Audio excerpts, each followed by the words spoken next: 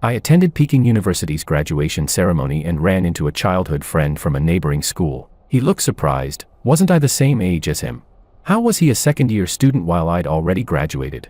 He asked me, "Didn't your goddess Christiana want you to repeat a year so you could attend the same university as her? She's been waiting for you for 2 years." Christiana was my goddess. Our families had arranged us as childhood fiancés. On the night before the college entrance exam, she called me crying, saying some bad people wouldn't let her go home. When I got there, I found out it was a bar. She and a senior from his freshman year drugged my drink. I missed the exam the next morning. Christiana, however, got admitted to the university where that senior studied. She said if it turns into a long-distance relationship, she'll break up, but that if I repeated a year and improved my score, I could be at the same university as her. I was disgusted by Christiana and turned to accept a special admission offer from Peking University. My old friend went on. Christiana dropped out for a while. She said if you hadn't failed the exam and given up on yourself, you would have married right after graduation. She still has feelings for you. If you go back and beg her, she won't look down on you. I smiled. I had already secured a guaranteed place for graduate study and was studying under a renowned international advisor.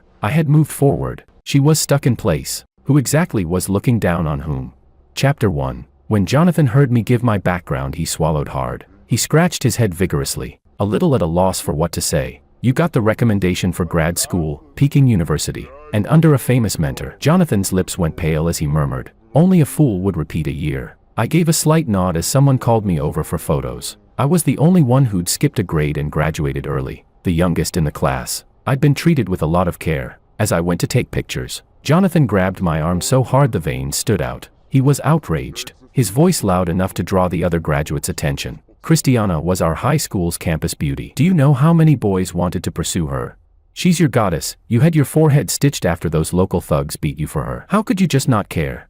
Hearing those old events brought a sourness to my ears. Christiana used the college entrance exam to test me. At that time I would have given anything for her. I had been too young then, only caring about the person in front of me. But from another perspective, losing Christiana had meant gaining so much more. "They're waiting for me, you can let go," I said flatly. My calm tone infuriated him. "What right do you have to skip a grade? You didn't even finish the college entrance exam properly. Did you pull strings? Are you too ashamed inside to go and find Christiana?"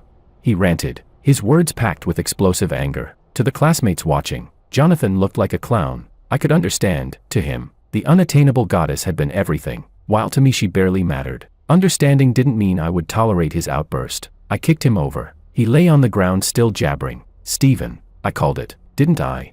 You were wrong to go to that bar back then, and you made her wait 2 whole years. You only get a few 2-year spans in student life." His eyes shone with a strange light, his words full of admiration for Christiana. Christiana hasn't been idle either. She went to work as an assistant at her family's company and is more seasoned than newly graduated college kids. She hides her identity at the company and still manages to be adored by everyone. In only 2 years, big companies have spent heavily to lure her away. Trust fund heirs have used connections just to have dinner with her. She keeps her distance from the men around her, except for a new intern at her company, Phineas, who, riding on his senior status, helps her out. You wasted her feelings. I pity her. Chapter 2. Christiana's looks and background had earned her plenty of admiration at school. Her devoted and sentimental image also drew others' sympathy. But I felt nothing, only a hint of disgust. I still remember the night I failed the college entrance exam. My parents' business ran into trouble the same evening. Christiana's parents had received a great deal of help from my family when they first started their business. Their very first major order came from us. I was in the study when I overheard my father talking to her father on the phone. His tone humble and polite. The other man sounded so warm and concerned, probing for details. "Stephen, don't worry. I'll send the money over right away," he said righteously, full of promises. "Your family once helped us through tough times. We're practically family ourselves." Then his tone shifted. "It's just, our own cash flow isn't as healthy as it looks. We'll need some time. I want Christiana to live a carefree life. As parents, we can't be old-fashioned, but we mustn't pressure her. She liked the gifted, high-achieving Stephen, not the one who failed his exam. Having excellent young men pursue her isn't a bad thing. You know, she should pick the best." My father lowered his head, guilt-ridden that he had dragged me down. "Stephen can repeat a year. What's another 12 months? He said quietly. But he'd already understood Mr. Tang's underlying message, in both personal standing and background. Our family no longer measured up. TSK. One wrong step leads to another. My father sighed. I grabbed the phone, my tone smooth and pleasant. "Uncle Tang, Senior Phineas is a great guy. His parents do business overseas. I think he and Christiana make a good match. They share similar interests and backgrounds. They're quite compatible. Uncle Tang chuckled softly, every word calculated. Stephen, marriage is no small matter. She's still young. She doesn't yet know what kind of husband she should choose. I have to steer the ship for her. Doesn't know. Wasn't he the one who begged at the dinner table years ago for our families to tie a childhood engagement, claiming he'd steer the ship? Our families had been neighbors for 15 years. When his fortunes rose, he used to call me son. Now he simply said, Stephen. I knew that long-standing ties wouldn't crumble just because of an exam failure, but they made a convenient excuse. Childhood sweethearts are just a worn-out trope in stories. Overseas resources that could help his family climb higher, that was the real, perfect match. Still, I remained polite and thanked Uncle Tang. After that, the matter of the funds disappeared without a trace. I accepted the special admission to the capital and my parents started over again. We cut all contact with the Tang family. Stephen, you're zoning out again. Jonathan shook my head, and I raised an eyebrow, meeting his gaze evenly. Christiana Tang is an only child, he said. Her family's business is booming. If you two got married, their wealth would be yours too. Don't you regret studying so far away? The corner of my mouth lifted. Could Christiana get me a graduate spot under a world-renowned professor? Could she introduce our family to business networks in the capital? Could she help me collaborate with international research institutes? I shot him a disdainful glance. A pretty face without even an undergraduate degree. What's there to regret? Self-pity is the cheapest kind of love. I strode confidently to the center spot for the graduation photo. Jonathan, intimidated, seemed rooted to the ground, his legs heavy as lead. Then, amid laughter and cheers, I raised my hand in my family's traditional peace sign pose. Chapter 3. When I left, I'd already decided to draw a clear line with my past. Without Christiana, I poured all my energy into research. My mentor appreciated my dedication and gave me chances to compete. I not only won multiple gold medals in academic contests but also advanced ahead of schedule. One quick step led to another, momentum became habit. My parents' business also made a strong comeback, growing to several times its former scale. Back home, people still thought of me as the loser who repeated a year out of despair. Little did they know, the train of life had already carried me to the next station. Christiana's image in my memory had grown faint. When I drove back to our villa, I found my mom in the kitchen cooking herself, while my dad and my mentor sat together, red-faced and laughing, their arms around each other's shoulders. Mom, why didn't you let the maid cook? She smiled and waved her hand. Your mentor brought his daughter over. I wanted to show off a bit, let her taste my cooking. Behind me stood a graceful figure, delicate features, tall and elegant. It was my mentor's younger daughter, Lillian. She smiled shyly, her quiet gentleness leaving me speechless. Funny, my mentor had always said she was lively and outgoing. Yet every time we met, she seemed timid. My mom called out to us, "Son, have my daughter-in-law help me carry the dishes." Lillian's face flushed deep red, almost purple. I sighed, taking the tray, and explained, "My mom's just like that. She loves playing matchmaker." Lillian followed behind me step by step, whispering softly near my ear, "What if I don't mind being that?"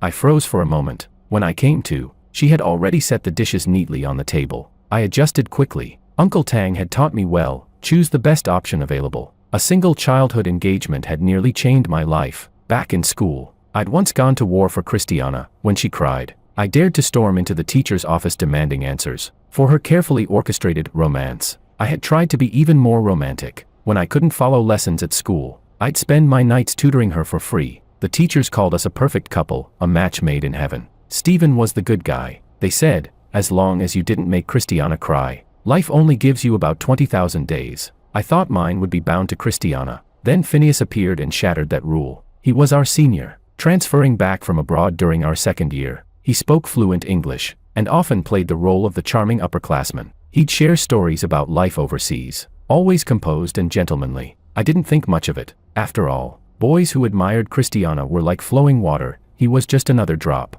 The turning point came at a citywide business gathering. While the entrepreneurs toasted each other, their children sat at a separate table, chatting idly. It was Phineas's first time attending. There were more girls than boys, and they were eager for gossip. Seeing Phineas as the newcomer, they urged him to share something. He told a simple story about a long-distance breakup, then raised his glass dramatically. "Sorry, Stephen, no offense. With grades like yours, you'll easily get into the same university as Christiana. No long distance for you too." Everyone's gaze turned toward us. Christiana's smile was strained. "It's fine," I said, taking her hand. "As long as we're in the same city, it's okay. We don't have to live on campus. Wherever she chooses to study, I'll go there too." You two are adorable. Phineas applauded. But I'd still suggest the same university, safer that way. He sounded sincere. Even downed 2 cups as if to prove it. The group laughed, chatting and joking. No one took it seriously, but Christiana clearly did. Later, she called out to me downstairs. Stephen,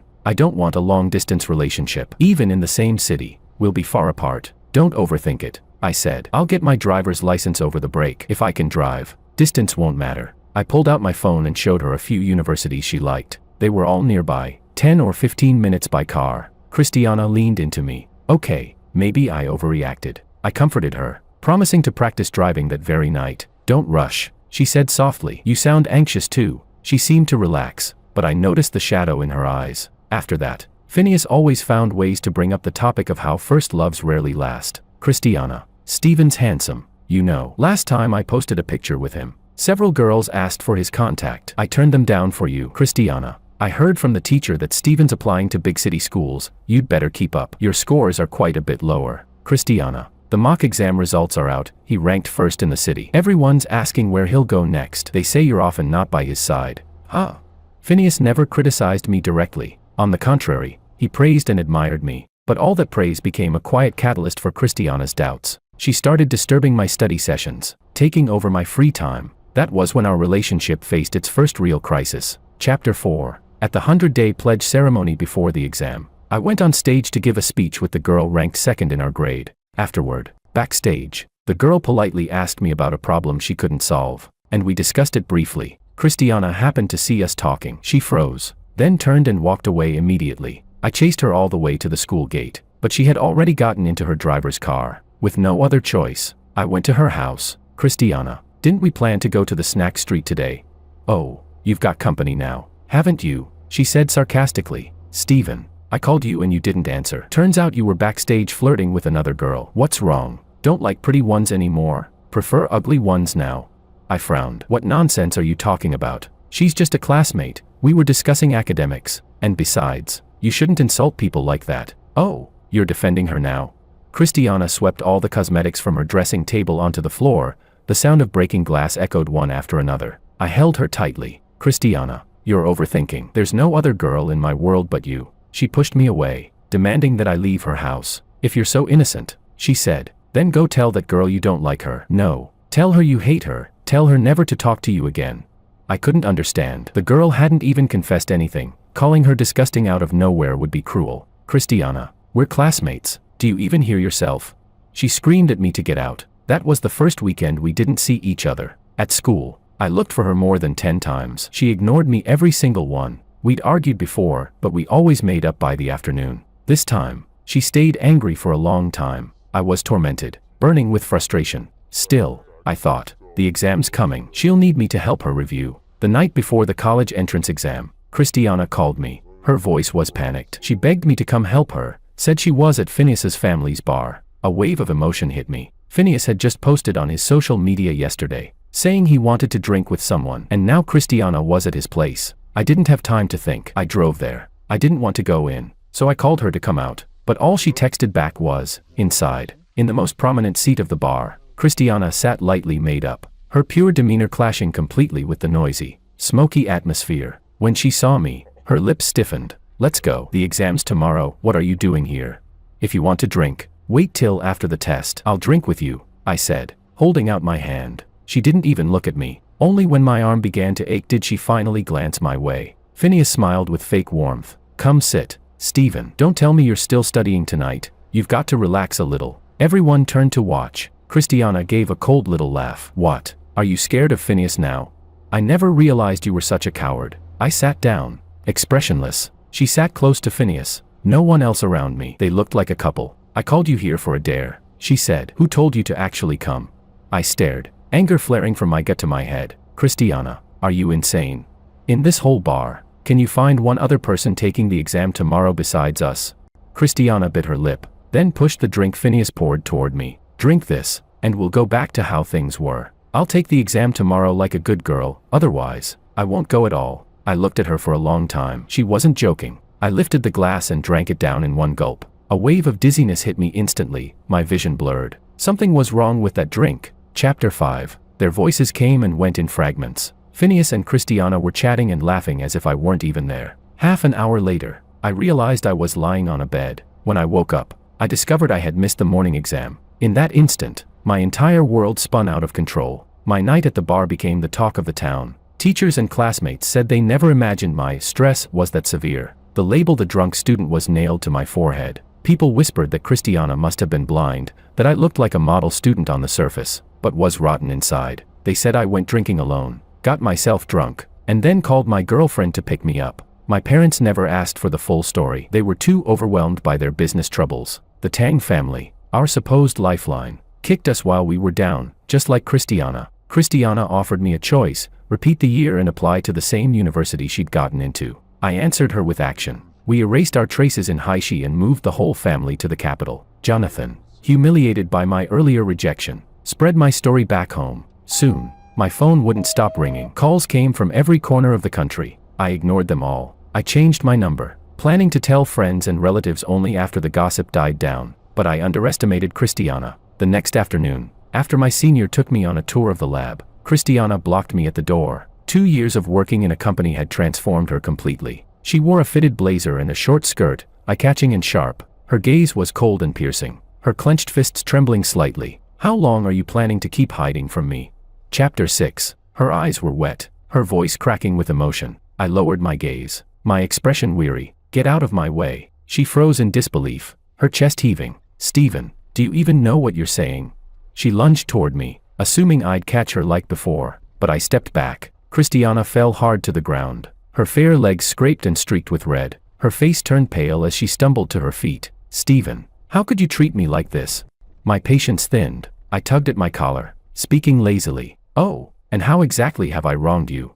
My indifference shattered what was left of her composure. "We promised we'd never do long distance. Am I that disgusting to you now? You didn't even say goodbye. You swore you'd never leave me." Students around us stopped walking. Anyone else might have asked to talk somewhere private, but I had nothing to hide. "Stephen, say something. Were you playing with my feelings all along?" She wanted to erase everything I'd done for her. She thought a single drink could bend reality to her will, while her family mocked mine from above. Even after we left in disappointment, they prettified their betrayal. And she basked in Phineas's attention, wanting everything both ways. Watching her makeup smear as she cried didn't move me, it disgusted me. When I was sitting on that hotel bed, betrayed by the woman I loved most, who stood up for me, which of her vows ever came true? After all these years, I finally understood. Christiana, just a hypocritical bitch. As I walked past her, Christiana suddenly grabbed my hand like a startled reflex. "Miss Tang," I said evenly, "please stop harassing me." She froze, her beautiful features twisted slightly, her breathing turning heavy. "To you?" she asked in a trembling voice. "Am I just some woman who doesn't matter anymore?" Her long, manicured nails scraped my hand, leaving a red line. "You should apologize," she said. "You don't deserve one," I replied coldly. Hands are vital for a researcher. I couldn't risk struggling with her. An injury would cost me precious time. My senior, who had been standing nearby looking helpless, made a quick decision and called for Lillian. Lillian came running, beads of sweat glistening on her forehead. Panting slightly, she stopped beside me, her gaze calmly assessing Christiana. "Stephen," she said with a soft smile, "my father's top disciple is visiting our home. He asked me to bring you over." She ignored Christiana deliberately, slipping her hand into mine with graceful ease. "Perfect," I said. "We still have time to buy a gift, right?" "No rush," she replied cheerfully. "We can stop by the mall on the way. Your mom's cooking is delicious. Isn't her birthday coming up? You can tell me what kind of things she likes." Lillian was just as tall and striking as Christiana, but Christiana's outfit made her look several years older. Her steps faltered. She stumbled and twisted her ankle. For someone who hated pain, she didn't make a sound, just bit her lip until it turned white. Lillian pretended to notice her only then, turning back with a look that was soft but cutting. "Excuse me," she said coolly. "You're not a student at our university, are you? What business do you have with my boyfriend?" Christiana forced a smile, but it looked painfully unnatural. Her lips moved silently, repeating the word boyfriend. I looked at her pale, disoriented face, but felt no satisfaction, no rush of revenge, only emptiness. If nothing unexpected happened, I would never mention Christiana's name again. When you truly stop caring, there's no need for vengeance. I could tell Lillian enjoyed the title of girlfriend. She was a year older than me, her abilities and credentials top-notch. I knew my parents and mentor were subtly trying to bring us together. She gave me her full support, asked for nothing in return, and shared the same values as I did. How could I possibly refuse a girl like that? We'd already fallen for each other. Only one thin layer separated friendship from love. As for Christiana, she was a stranger to me now. Christiana reached out to tug at my sleeve. Stephen, you're doing this on purpose, to get back at me for what I did back then. Before she could touch me, Lillian sharply slapped her hand away. Her delicate brows drew together. Her raised palm hung poised in midair. I was stunned. I'd always thought of Lillian as gentle and soft-spoken. Never this fierce. If you keep making a scene, she said coldly, I won't hesitate to slap you right here on campus. Can't you see my boyfriend wants nothing to do with you?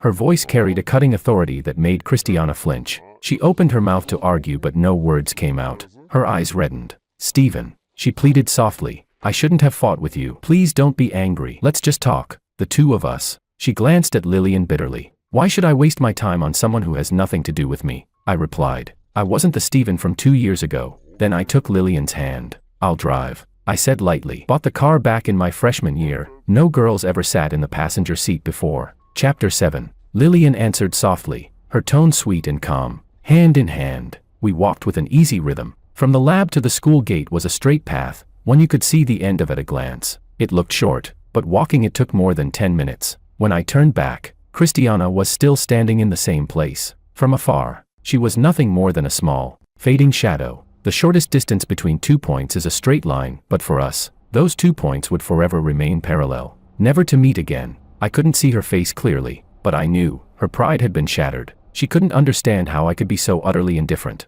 but without her, my life was still brilliant. Christiana's obsession ran too deep. I was slightly tipsy, and though Lillian offered to drive me home, I told her to stay and take care of our mentor. In the underground parking lot, Christiana was waiting by my car, her gaze unfocused. The moment she saw me, she stumbled forward and grabbed my arm. Stephen, you owe me an answer, she demanded. What did I do so wrong that you left without a word?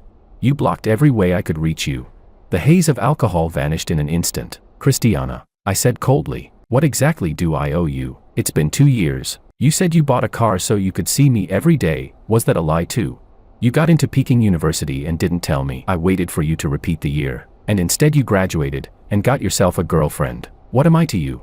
Christiana's voice rose, sharp and desperate. Her hair was a mess, her clothes wrinkled. Back in our hometown, countless admirers would have rushed to defend her, insisting she was the one wronged. But I wasn't about to indulge her tantrums anymore. I opened the car door, but she shoved me hard, anger finally erupting after 2 years of bottled resentment. You could have taken the exam again. 1 more year wouldn't have killed you. Don't tell me it wasn't your parents' business failure that wounded your pride.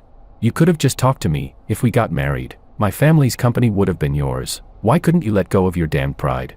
My pride? I laughed bitterly, stepping closer until we were eye to eye, though there wasn't a trace of tenderness left in mine. Don't tell me you didn't know there was something wrong with that drink. My father trained my alcohol tolerance since I was a kid. 1 glass of liquor wouldn't knock me out. Let me guess, Phineas came up with the plan, didn't he? Said if I missed 1 subject, I'd score close enough to get into the same university as you. I clenched my fists, fury rising in my chest. I went to that bar because I was worried about you, because I thought you were in danger. You teamed up with another man to drug me. Did it ever cross your mind what would have happened if he'd slipped poison instead? I balanced studying and spending time with you. Never once blamed you for slowing me down, and you used my concern against me. I was your boyfriend, Christiana. So what was Phineas? When the teachers and classmates started gossiping, where was your courage then? Why didn't you say you were the one who called me that night? Why didn't you say you were at that bar, drinking with another man? Where was your precious pride then? Christiana's whole body trembled, her teeth knocking together as she spoke. And your family, it was my father who introduced you to your very first big client. That's what helped you get back on your feet. I can understand if others wouldn't help, but what did your father say? That our families weren't of the same class anymore. That other men were more suitable for me. The funding he promised never existed, and he even contacted our clients behind our backs, stealing the business for himself. I wanted to ask him why, and then I saw Phineas's post. You and that girl at the class reunion, your head resting on her shoulder. What could I even say after that? You and Phineas went to the same university, she became your junior, and your relationship just got closer. Tell me, if you were me, could you just forgive and forget? I folded my arms, my gaze sharp as a blade. You're not just selfish, you're stupid. When I gave you sincere advice, you treated it like noise. When someone else whispered nonsense, you believed it like gospel. We can't be lovers, Christiana, only enemies. Christiana half knelt on the ground, lost, searching for support. My words broke what little composure she had left. No, You misunderstood me. Her breathing turned ragged, her temples pulsing violently. That drink, it couldn't have been tampered with. A sob tore from her throat. Tears splattered onto the ground as she fell apart before my eyes. It was Phineas, she cried. He said it would help you relax. He said the college entrance exam wasn't as important as us, that I should test you. She curled up slightly, struggling to piece her thoughts together. He told me you were under too much pressure, that drinking together would show whether you truly loved me. We were in a cold war, and I wanted to know if you still cared. I cared too much about face. I wanted everyone to see how much you loved me. She stumbled to her feet, inching closer to me. I didn't want to lose you. My dad lied to me. Phineas lied to me. I stared at her blankly. Then why didn't you clear the air afterward? Tell everyone you were the one who went to drink.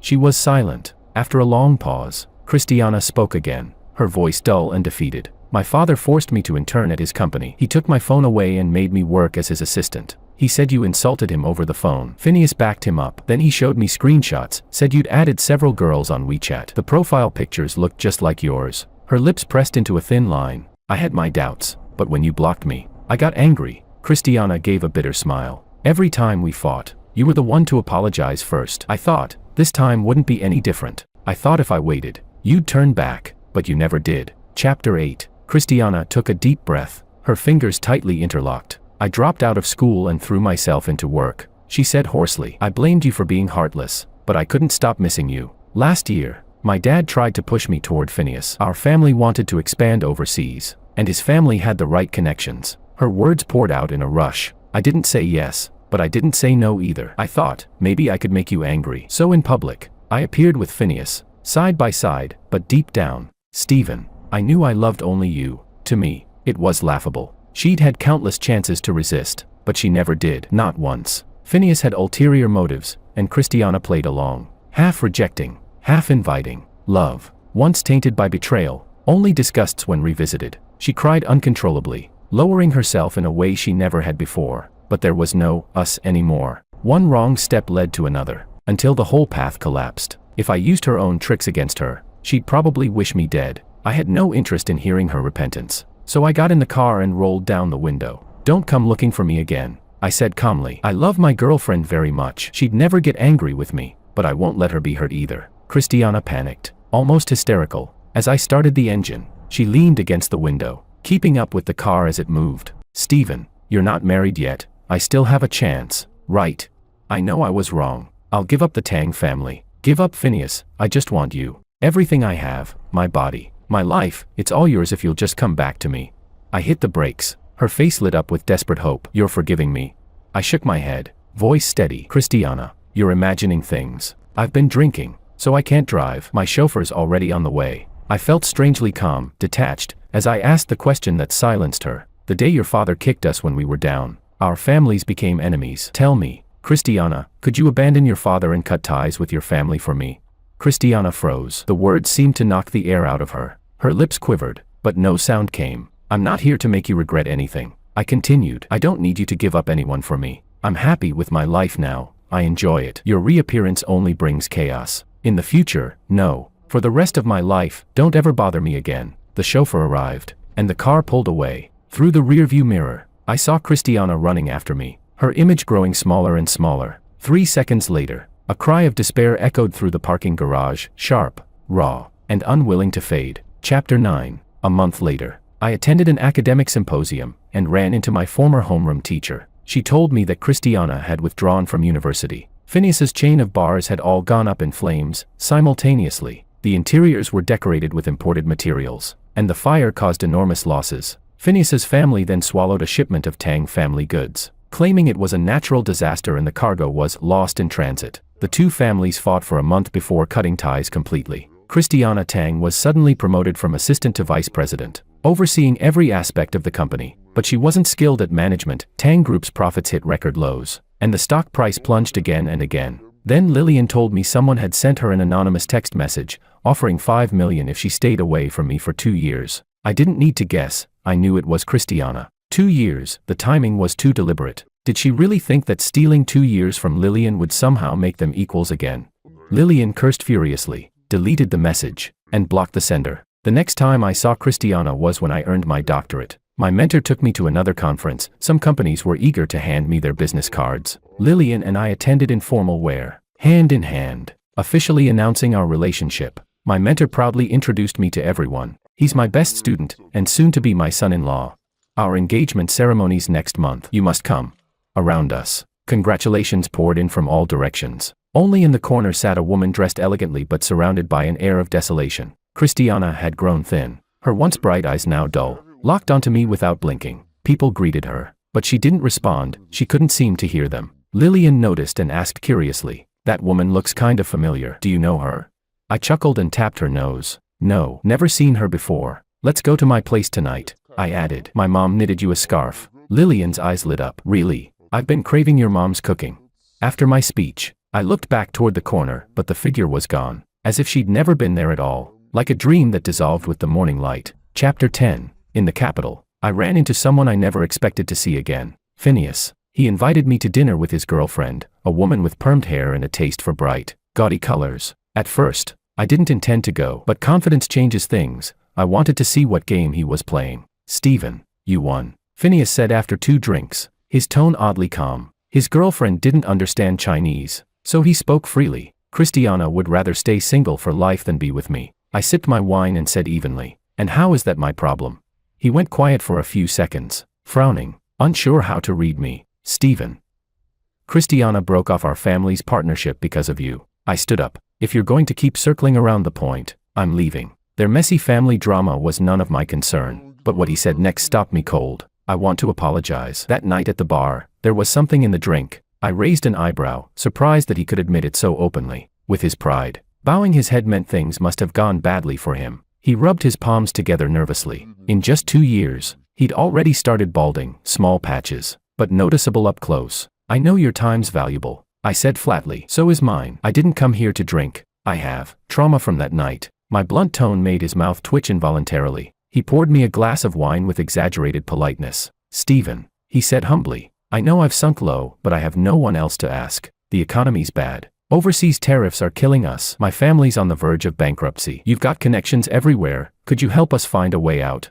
As he spoke, he began to rise, as if to kneel. When he realized I had no intention of stopping him, he gritted his teeth and actually dropped to his knees. Then he slapped himself hard across the face, again and again. I know I let emotions cloud my business. I wasted years chasing the wrong things. Looking at it now, Christiana and I were both wrong. You're the one who truly succeeded. I was blind, arrogant. I wronged you. "Stephen." I crossed one leg over the other, watching him without blinking. "Don't bother with the theatrics," I said flatly. "I'm not buying it." When I returned to my car, he rushed over to open the door for me, the man who once looked down on me, now bowing his head like a servant. The irony was almost comical. His car still cost 10 times more than mine, but I had my own thoughts. My parents' company had accumulated enough. It was time to expand. Phineas wanted me to lend him a hand, but what I intended to do was to swallow him whole. When I got home, my father was on the phone, his face dark with irritation. "My son and your daughter have nothing to do with each other anymore. You." I snatched the phone from him. "Uncle Tang." There was a sharp pause on the other end. Tang's bitter voice trembled. "Stephen, I was just speaking with your father about something important. If it's business, you can speak to me," I replied coolly. "I can make the decisions." Tang's voice cracked, half pleading, half desperate. "Tang Group needs a lifeline. You and Christiana Tang may have missed your fate together, but she loved you for years. Even if you hate me, at least for her sake, help us this once. We'll repay you, as ox or horse, whatever you wish." She's got no face to speak of. What did you say?" I answered, voice calm as ice. One wrong step led to another. "Uncle Tang, you brought this on yourselves. A boomerang always hits hardest on the way back, and this time, it struck deep. Did they think my family was still easy to manipulate? Maybe once, but not anymore." I sneered. "Do I need to talk business rationally with people like you?" Christiana came to me herself and I didn't give her the time of day. "You think a phone call from you will change that? Your Tang family's downfall is karma at work. You had the best cards and played them into the dirt. I can help you solve your problems," I added, "but I'll do it my way." 2 months later, my family acquired 80% of Phineas's company shares. 6 months after that, the once prestigious Tang Group was bought out at a basement price. Retribution had perfect timing. The Tang family sold their villa and moved into a small apartment. Christiana went to a big city to work, the remaining money barely enough for a down payment. Phineas's family became employees under our company. He's more of a bootlicker than anyone else. Lillian and I had a child, and the rest of our lives were peaceful and happy.